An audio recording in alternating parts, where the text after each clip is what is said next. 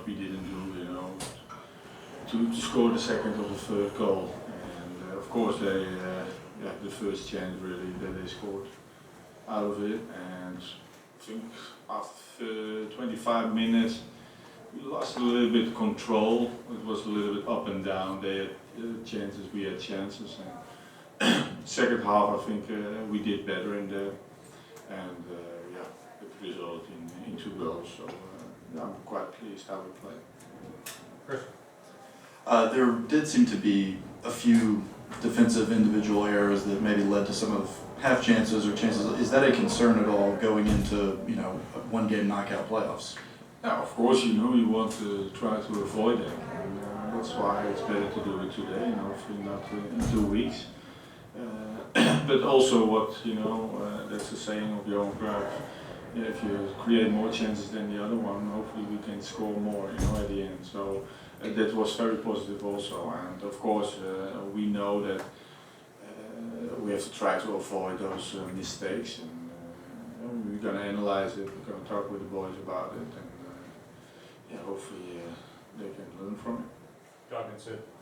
How do you think Josef looked, and what was behind the decision to start Barco and not Pitti today?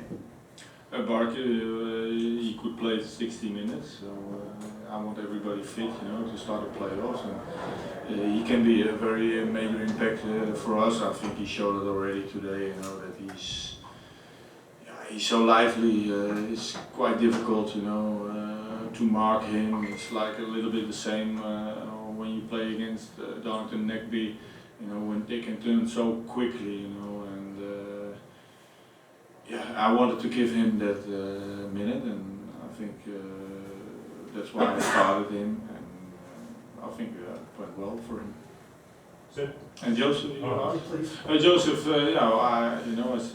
what I already said, in the pre-match conference, that I said, okay, he's going to decide if he wants to start, and before yesterday he was making sliding tackles, so I was quite confident that he will be ready for this game, and he showed it, the ease and the composedness when he finished that goal, it's unbelievable, and so it's good for him, to go into the playoffs, that he is totally fit.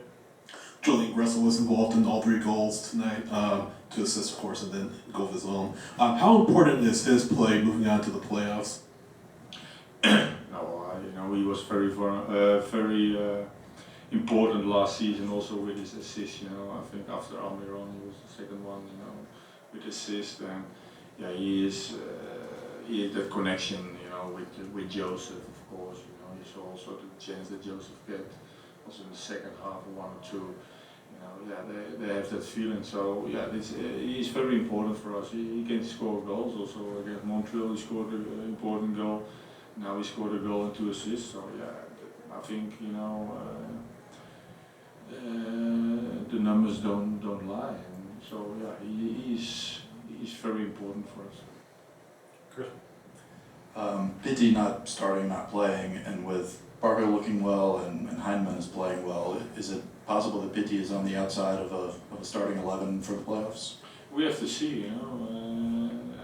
The only thing that concerns me is to win the playoffs, and today I chose for this system and with these players, and we have to evaluate this game, and afterwards, everybody has to be on top. Everything can happen, and today I started with this 11, and it can be changed in 2 weeks on the 19th. There was a high probability that y'all were going to, before this game, that y'all were going to face New England in the next round of the playoffs. Did you see anything from them today that was different than what y'all scouted before this game? Perhaps in anticipation of the playoffs? I think both teams did exactly the same, what they almost did the whole season. Okay, we started with 5 and we swapped with 4, and again with 3 in the back. So, and they all played like the most games, and especially the most important games, the 4-4-2 system. With Gio on the right side coming in.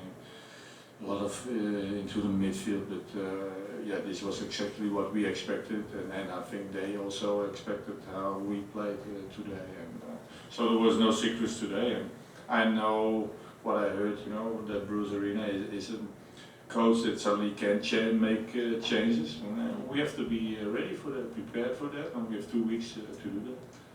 Thanks, Chris. As the substitutions were made, it looked like y'all switched to like a 4-3-3 and then maybe a 4-4-2. Was that trying to get some live action in those scenarios? Are you working on using that going forward, or just? No, you know, it's always sometimes it's good to get that feeling also in a different system, and sometimes you needed that to get more control of the game again, and so they have that taste a little bit of that already, and so then I have to do maybe one chip click and they can do it, and so that's why I chose for it, and also to give Tito playing time, of course, but still I think especially for next season also, you know, I want to be a team who can really switch, you know, from systems, and I think good teams can do that, and I think we have the experience that even though we didn't practice that much this system, you know, they can fill it in quite well, and I think we played a little bit deeper at that moment, but you saw, you know, how many